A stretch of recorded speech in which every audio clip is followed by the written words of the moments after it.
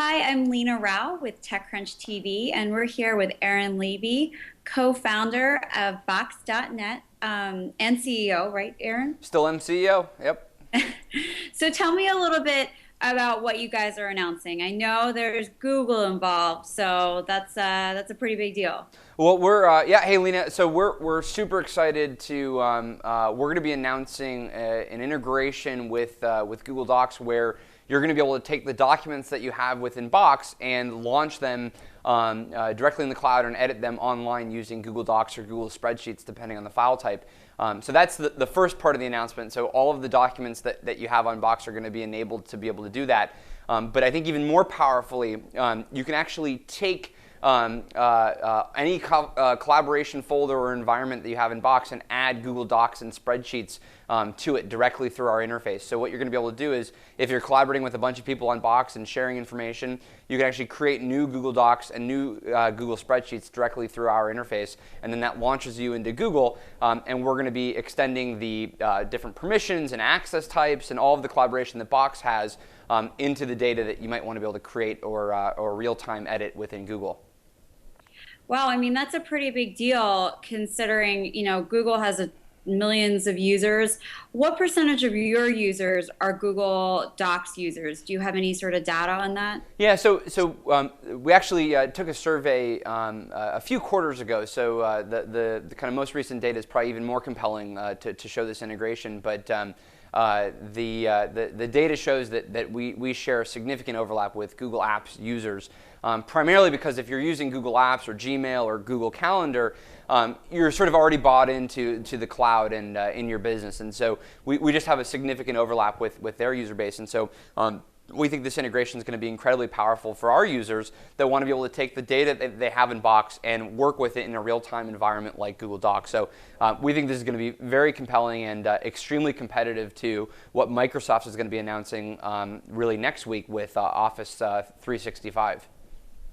So I guess I'm kind of curious. I've never seen Google do this before, where they're extending their Docs functionality within another sort of cloud app. Is this a sort of a first time integration that we're seeing where Google is actually extending the Docs functionality outside of the Google platform? Yeah, so I think that they've made partnerships and relationships in the past, like with Salesforce.com, that lets you Right. extend Google Docs data into those environments. We did a lot of work on our end for the past couple quarters to make sure that this was a seamless experience. So we're using the kind of core APIs that Google Docs offers, and have developed what we think is a one-of-a-kind integration with their platform. So and not only that, but extending it to our user base of 6 million users, we think is really compelling in terms of the total amount of people that have access to this technology. So it's going to be completely for free for all of our customers, and we think it's going to be compelling for both Google Docs users and Box.net users alike. Absolutely. Now, I'd love to chat a little bit about iCloud because obviously that's a big piece of news that Apple and Jobs, of course, revealed last week. Yep. What's your take on that? Do you feel like do you see a good amount of competition coming from iCloud when it does launch in the fall? Well, what can we say? Steve Jobs is extremely jealous of our business model. We've been We trying all are. we've been trying to tell the world for the past 6 years that cloud storage is going to be the hottest thing on the planet. But then you had Foursquare and you had Groupon, and so we can understand why daily deals were more exciting than having all of your information in the cloud securely accessible from anywhere. But what can we say? So Steve Jobs made the announcement around iCloud. We think it's going to be a very powerful application and platform for developers and consumers on iOS devices. So the iPad, the iPhone. If you have a MacBook. We think it's going to be a challenge for them to extend it beyond the Apple ecosystem, just because if you that's sort of how they see the world is through an Apple lens, and we think that we can provide significant value in the enterprise for businesses that want to be able to use Apple products and Android products, and maybe you're one of the few people using a Microsoft Windows device, but we want to work with everything. So that's going to be our differentiation, and we think that that'll be pretty compelling. But overall, we're super excited about what Steve Jobs just did. Yeah, absolutely. I mean, all of a sudden, everyone thinks the cloud is this big thing, and maybe he exposes, consumers more to the idea of it. But and people become more comfortable with the cloud. Are you? Do you feel? I know you said that you guys are more, on the enterprise side of things. The iPad, of course, is sort of picking up steam as an enterprise tool. How do you guys feel like you're doing it better? Yeah, so I think Apple has, always created amazing experiences for consumers. And it's actually been a failing of the Apple product line and product ecosystem that they haven't had something like the iCloud, right? You have all of these Apple devices, and they don't work together. So iCloud really is intended to solve that problem, and it makes complete sense that Apple would be doing that in a very integrated and kind of complementary way. The challenge, though, if you think about it from an enterprise lens, right, you're using products that are from an array of providers, an array of vendors. So from Microsoft, from Apple, from various PC manufacturers. Soon you're going to start to see some pretty powerful Android honeycomb tablets enter organizations. So our competitive advantage and our focus is to build a platform that sits in between all the various applications, devices, and environments that you're going to want to work from. And we think that that's very compelling, and we think that based on the trajectory we've seen from enterprises, that's going to be a fairly sustainable and differentiated way that we view the ecosystem. And finally, when you throw on one other layer, which is that Box is really all about collaborating around your information and your data, not just accessing it and synchronizing it between platforms. That's just an area of expertise that Apple doesn't have, really kind of building powerful kind of sharing solutions for businesses. So how many customers do you now have, Aaron? Yeah, so we have over 60,000 businesses that use the product. A fairly large portion of those are paying enterprises. So we're very excited about that traction. The cloud is turning out to be this amazing trend right now within large organizations that are deciding that they need to be way more strategic about their technology and their IT, and so we're benefiting in I think a very positive way from that. And I'm just curious, like how's revenue doing? I mean, I know you guys had witnessed some growth from 2010 to 2011. What's the expectation for 2011? Yeah, so obviously hard to give you any specific figures, but we think we'll grow about 3x on the enterprise side of our business this year. So still going to put up pretty significant numbers. I think we have some very exciting customer announcements that we'll be making over the next couple of months, and just more and more we're seeing large enterprises that usually if you follow the sort of technology adoption life cycle where you have early adopters, these are the more innovative companies that are kind of reimagining their IT strategy. It's sort of now moving into the kind of conservative and even pragmatic organizations that are adopting these technologies, and that's what's very exciting. So we're seeing lots of Fortune 500s that are really deciding to implement the cloud in a very big and meaningful way, and we're talking to a lot of those enterprises right now.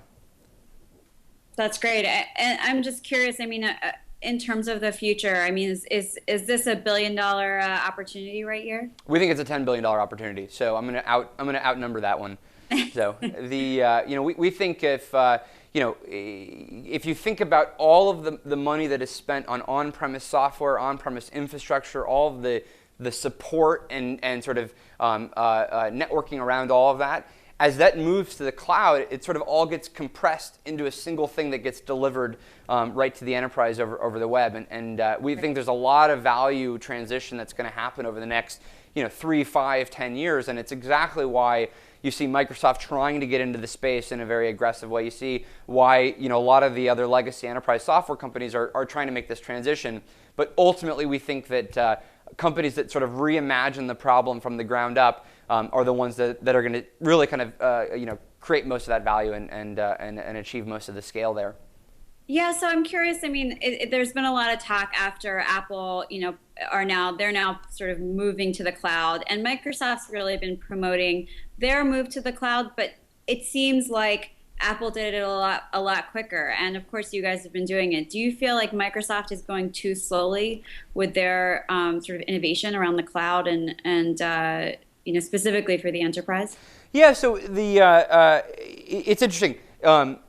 Apple has just a way better competency around creating very big stories and making consumers and customers aware Right. of what they're doing. So it's not clear that Apple's moved any faster. It's that they've certainly learned a lot of lessons from what other people have done, and they've waited till they have the right story to tell, and they're going to tell it once to customers. Microsoft has a very different kind of history in this space, right? So 4 years ago or so, they started talking about Office is going to move to the cloud. Frankly, I don't know a single person that uses Microsoft Office online, but they've had it for 3 or 4 years in various capacities. Then you think about Live Mesh, which was 3 years ago, which was supposed to change the whole world in sort of the same kind of way iCloud is attempting to do. And they were kind of yet again unsuccessful there. So they have the products, they have the technology. They're having an execution challenge of how do they get it out to customers, particularly consumers and individuals who want to work with the most amazing products, and Apple just has a way better track record doing that. So it's not that Microsoft isn't there; it's that they're going through a lot of change with their architecture and their model, and it's harder to let them go all in the way that you really need to in this kind of space. For sure, and so I guess taking from that, what do you feel, the way that Apple has told this story, what are the implications for Box? Yeah, so I think the implications from our perspective are very exciting, right? So you have now this possibility where your iPhone and your iPad are integrated, and you have an integrated experience with your photos and your music and the various information that you have.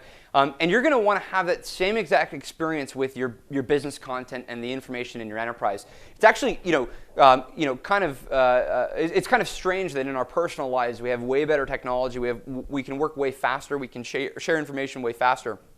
When we're dealing with fairly kind of trivial types of things. But when we move into business, where we actually have lots of projects and teams in which we need to interact way faster and way more critical things that we need to do, and we're slowed down by the technology that we have. So we think what Apple has done with iCloud is going to show people that we can have these amazing experiences on mobile devices and with our information, and we think that's going to drive enterprises to really face the reality of how do we make this happen for our business projects, for our business content, and we think that's going to drive massive adoption for cloud solutions like Box. We think it's going to drive solutions like Yammer or other kind of enterprise solutions like Drive that are going to just make people way more connected and make it easier to share information. Well, Aaron, congrats on the Google news. I'm rooting for you, and let's keep in touch. Let us know when you have news next. Cool, we'll do. I'm rooting for you and everything else that's going on. So we're excited about the announcement, and we think that the cloud is an amazing place right now, and we're very excited to be delivering it to customers. Great, thanks so much for joining us.